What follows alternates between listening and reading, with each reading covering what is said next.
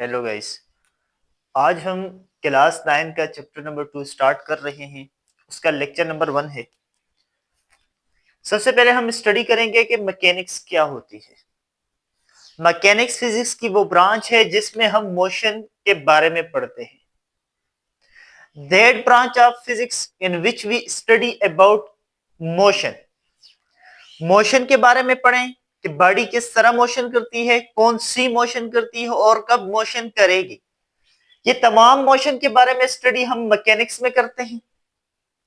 Mechanics आगे to divide हो जाते हैं टू ब्रांचेस में। अब इसकी दो ब्रांचेस जो है, सबसे पहली है डायनेमिक्स। डायनेमिक फिजिक्स की वो ब्रांच जिसमें हम मोशन के बारे में स्टडी करते हैं। अब मोशन के बारे में तो स्टडी करते हैं, साथ साथ इसके काजेस भी स्टडी करते हैं कि मोशन किस वजह से हो रही है, क्यों हो रही है।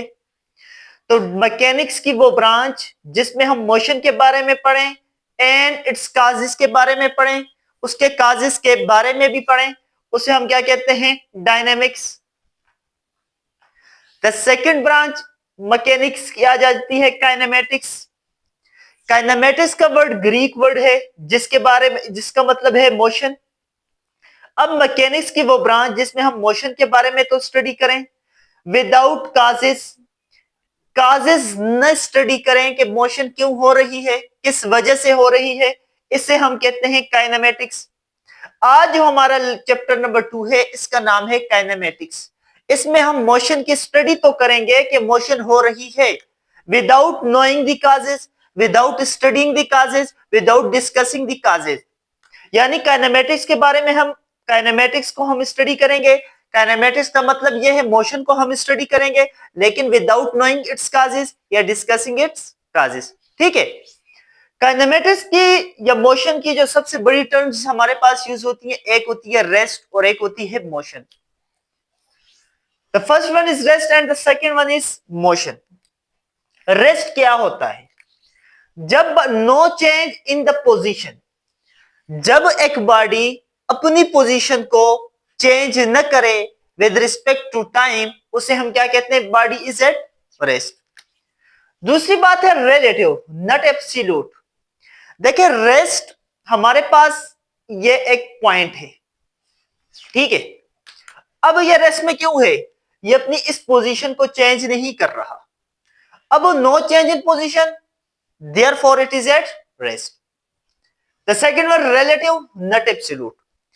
देखिए रेस्ट हमारे पास एब्सोल्यूट नहीं है जबकि बल्कि रिलेटिव है। अगर देखा जाए तो मैं अपनी जगह पे क्या हूं, स्टेशनरी हूं, रेस्ट हूं। यानी इस पॉइंट को देखा जाए तो with respect to someone this is at rest, या मुझे देखा जाए तो मैं रेस्ट पे हूं, लेकिन with respect to some other, कोई दूसरा बंदा, उसके हिसाब से मैं क्या हूं, मोशन में हूं। फॉर एग्जाम्पल अर्थ हमारे पास स्टेशनरी है लेकिन रिस्पेक्ट टू द सन हमारे पास क्या है, इज इन मोशन। तो यह रिलेटिव है, यह डिपेंड करता है ऑब्जर्वर के ऊपर। दूसरा टाइम फैक्टर इन्वॉल्व, यानी टाइम डिपेंडेंट है रेस्ट। अगर एक बॉडी, ये एक पर्सन है, ये अपनी इस पोजीशन को चेंज नहीं कर रहा with respect to time, time गुजर रहा है 1 सेकेंड, 2 सेकेंड, 3 सेकेंड, 4 सेकेंड, लेकिन इसकी जो पोजीशन है ये चेंज नहीं हो रही विद रिस्पेक्ट टू टाइम, तो इसे हम क्या कहते हैं, बॉडी इज इन रेस्ट। तो ये टाइम डिपेंडेंट हुआ, टाइम के गुजरने के साथ साथ इसने अपनी जगह को चेंज नहीं किया, तो ये बॉडी क्या है, रेस्ट में है। ठीक है। The second one is motion. Motion क्या होता है? जब एक बॉडी पोजीशन को चेंज करे, चेंज इन मोशन, ये चेंज इन पोजीशन। जब बॉडी अपनी पोजीशन को चेंज करे, नॉट मोशन, जब body change in position with respect to some observer, with respect to time, उसे हम क्या कहते हैं, body is in motion. For example मैं यहां पे खड़ा था, ये मेरी पोजीशन थी, मैंने इस पोजीशन को चेंज किया।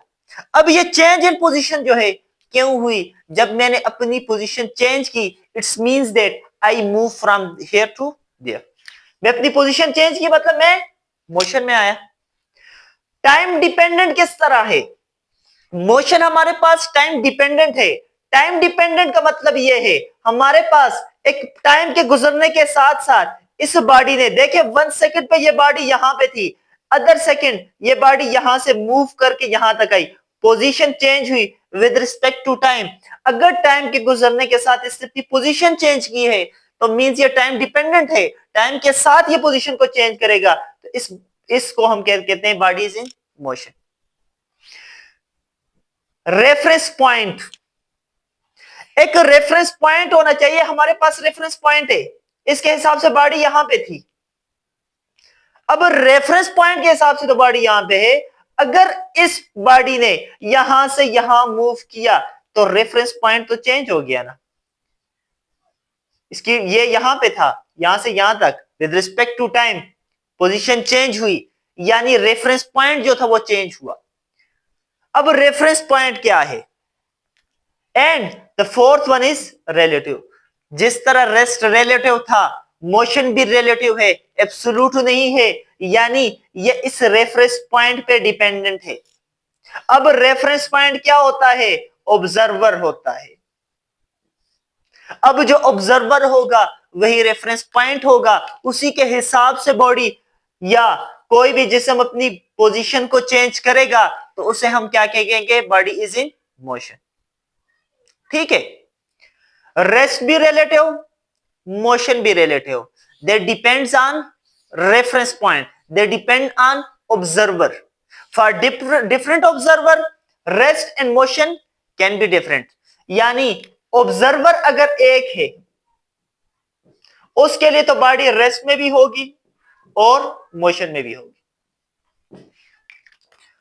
अब दो ऑब्जर्वर हैं, one is this, one is this. अब ये पॉसिबल है कि इसके लिए तो बॉडी रेस्ट में है लेकिन इसके लिए बॉडी मोशन में हो। फॉर एग्जाम्पल, अब यहां पे मेरे पास एक बंदा बैठा हुआ है, एक स्टूडेंट बैठा हुआ है, उसके हिसाब से मैं अपनी पोजीशन को क्या कर रहा हूं? चेंज कर रहा हूं इन क्लास। तो ये क्या हो गया? मैं मोशन में हो गया उस रेफरेंस के पॉइंट के हिसाब से, उस स्टूडेंट के हिसाब से।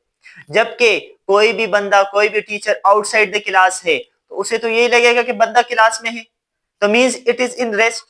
तो फॉर डिफरेंट ऑब्जर्वर दो डिफरेंट रिजल्ट आएंगे। बॉडी मोशन में और रेस्ट में एट अ टाइम हो सकती है, depend on different observer. For same observer same result, different observer के लिए डिफरेंट रिजल्ट आएगा। ठीक है, अब हमारे पास रेस्ट एंड मोशन को स्टडी कर दिया। अब हमारे पास है types of motion. Types of motion, अब टाइप्स ऑफ मोशन में सबसे पहले हमारे पास है ट्रांसलेशन मोशन। ट्रांसलेशनल मोशन क्या होती है? जब एक बॉडी मोशन करती है, इस पॉइंट से इस पॉइंट तक आई।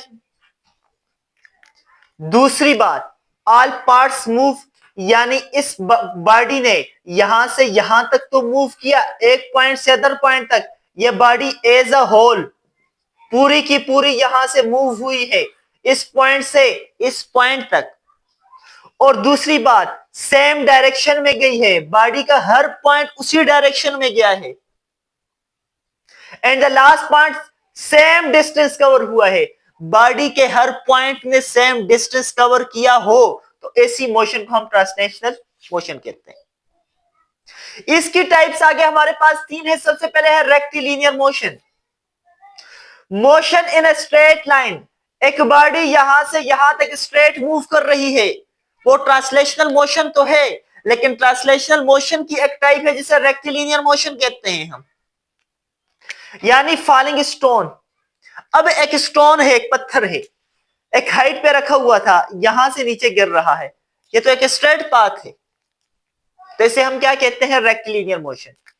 ट्रांसलेशनल मोशन की दूसरी टाइप कर्विलिनियर मोशन, एक ऐसी motion along a curved path. अब ये हमारे पास एक कर्व्ड पाथ है, आप कार में बैठे हुए हैं, यहां से उस कर्व्ड पाथ के ऊपर कार मूव कर रही है, जो आपकी मोशन है, जो गाड़ी की मोशन है, उसे कर्विलिनियर मोशन कहते हैं। ट्रांसलेशनल मोशन की वो टाइप जिसमें हम कर्व्ड पाथ की मोशन को स्टडी करें उसे कहते हैं कर्विलिनियर मोशन। ट्रांसलेशनल मोशन की थर्ड हमारे पास मोशन आ जाती है रैंडम मोशन।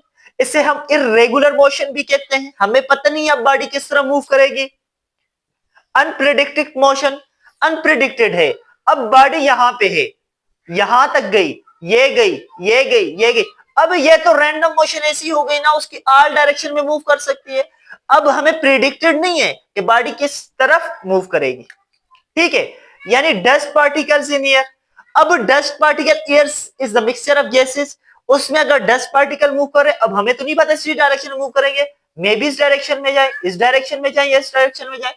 तो रैंडम मोशन, इरेगुलर मोशन कौन सी होती है हमारे पास, जो हमारे पास डस्ट पार्टिकल्स की होती है, ये गैस मॉलिक्यूल्स की इन एयर होती है। Second motion, second type of motion is rotational motion. अब रोटेशनल मोशन कौन सी हमारे पास, जब बॉडी रोटेशन करती है, जब बॉडी रोटेट करती है, उस मोशन को हम कहते हैं रोटेटरी मोशन।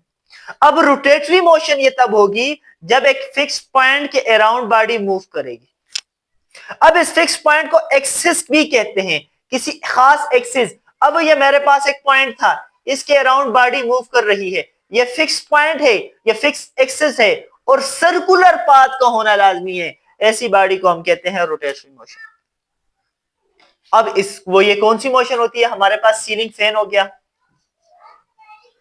ये जो मूव करता है ये सर्कुलर पाथ में एक फिक्स पॉइंट के अराउंड मूव करता है, ठीक है। और हमारे पास थर्ड टाइप ऑफ मोशन जो है वो है वाइब्रेटरी मोशन। वाइब्रेटरी मोशन कौन सी है, टाइप ऑफ ऑसिलेटरी मोशन है। ऑसिलेटरी मोशन को सी होती है, ये टू एंड फ्रो मोशन होती है, टू एंड फ्रो मोशन। अगर बॉडी ऑसिलेटरी मोशन करती है या टू एंड फ्रो मोशन कर रही है तो ये स्मॉल डिस्टेंस के ऊपर होगी। Motion on a small distance is known as vibratory motion. जिस तरह हमारे पास ये टू एंड फ्रो, ये हमारे पास पेंडुलम है, ये टू एंड फ्रो मोशन कर रहा है, ठीक है। या for example motion of atoms in a solid, जब सॉलिड के अंदर जो हमारे पास एटम्स होते हैं ये एक फिक्स पॉइंट के अराउंड मूव करते हैं इस डायरेक्शन में, ये इनका डिस्टेंस जो होता है वेरी स्मॉल होता है, और इसी टाइप को हम कहते हैं वाइब्रेटरी मोशन, जो कि एक to and fro motion of a body होती है।